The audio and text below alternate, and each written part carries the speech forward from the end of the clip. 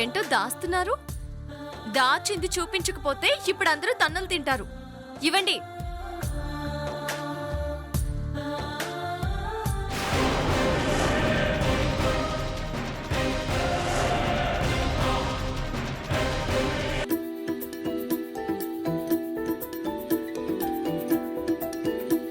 ప్రణయ్. ఏంటే ప్రణయ్ అని పేరు పెట్టి పిలుస్తున్నా? తన వయసు ఎక్కడా, నీ వయసు ఎక్కడా? మరేమని పిలవాలి? బావా అని పిలువమ్మా.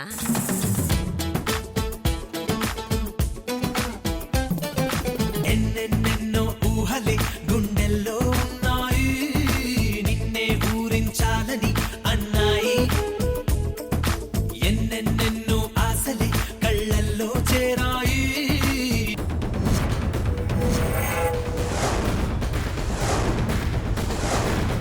ఈ ఇంటిని చూడగానే పాప ఎలా భయపడుతుందో చూడు. ఖచ్చితంగా దీన్ని ఈ ఇంట్లోనే దాచారు. బంగారం, నిన్ను కిడ్నాప్ చేసి ఈ ఇంట్లోనే దాచిపెట్టారు కదా?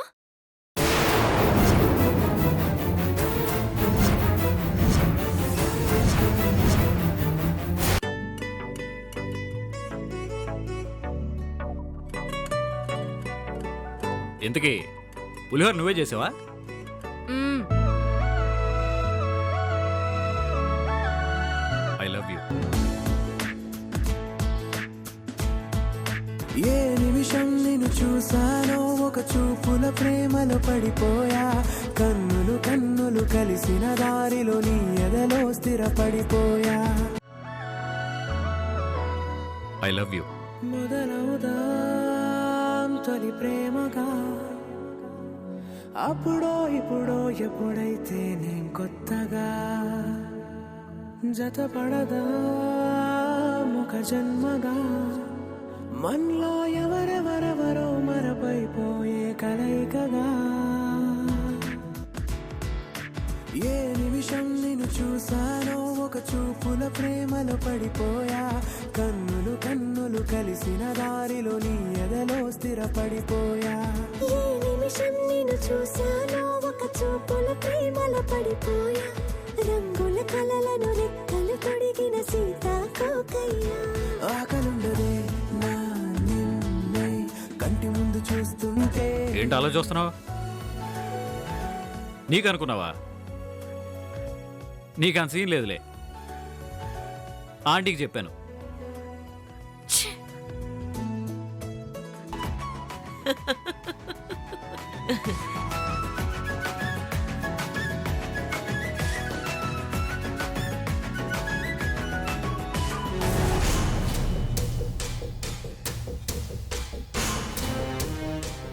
ప్రేమ,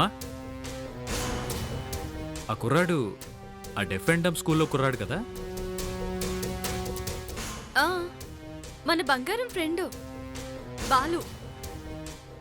బాలు రా. బాలు, బావున్నావా?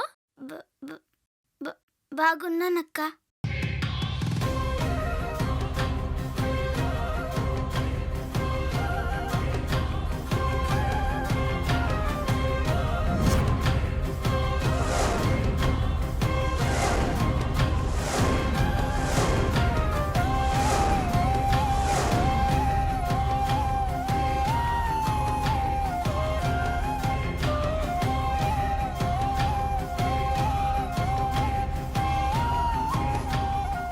నీకు మాటలు రావు కదా, ఎలా మాట్లాడుతున్నావు?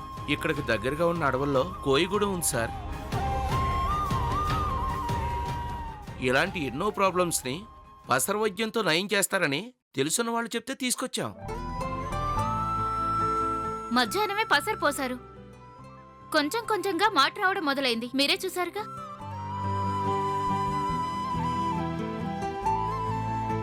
వారం రోజుల్లో పూర్తిగా మాట్లాడతాడని చెప్పారు.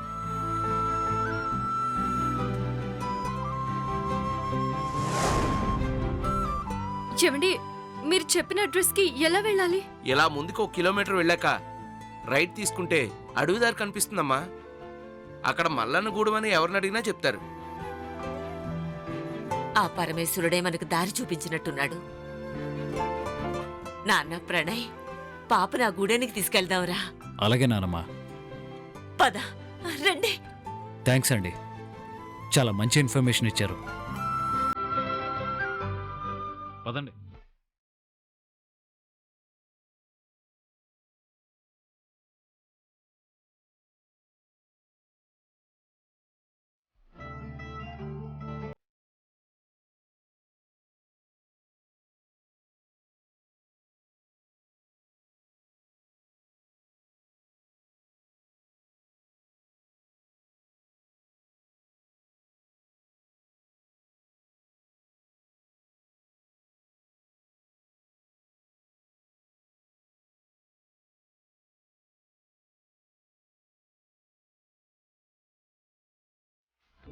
నా మనసు ఆరాటపడుతున్న మాట నీతో చెప్పనా? M² అంటే మృదుల లవ్స్ మధు. మధుగారు, మధుగారు కళ్ళు తిరుగుతాయి. మధుగారు దింపండి.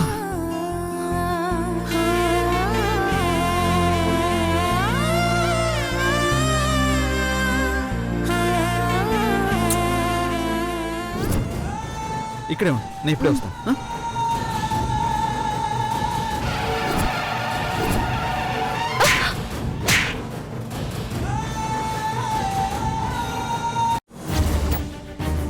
నాకు ఈ పెళ్లి ఇష్టం లేదు నాన్న.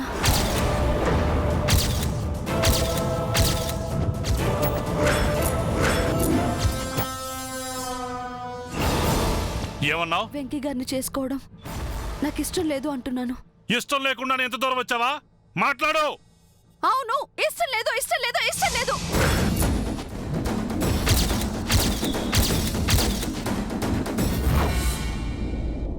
నువ్వు అనవసరంగా ఏదేదో ఊహించుకోవద్దు. నేను చెప్తేనే తోట నుంచి చిన్న అల్లుడు తీసుకెళ్ళాడు. నేనే వాటిని వేరొకరికి అమ్మాను. ఇంకా ఏమన్నా తెలుసుకోవాలా? ఓ, ఇదంతా కూడా దేవాబావ గారికి తెలుసన్నమాట. కానీ ఆ లోడ్ గురించి లెక్కల్లో ఎందుకు రాయలేదు? అందుకే కదా మోసం జరిగిందని చిన్నాన్ని తిట్టాను. విన్నవా గంగా? ఆ లోడ్ని బావగారు వేరొకరికి అమ్మారట.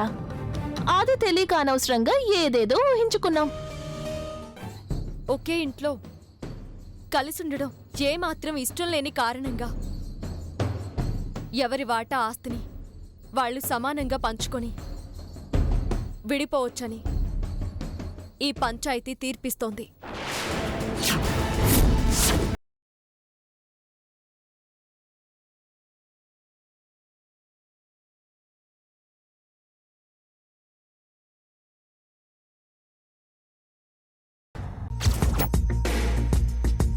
మేడం, నేను కొరియర్ బాయ్ని. వంశీ గారికి కొరియర్ వచ్చింది. థ్యాంక్ యూ సో మచ్ అండి. It's okay madam.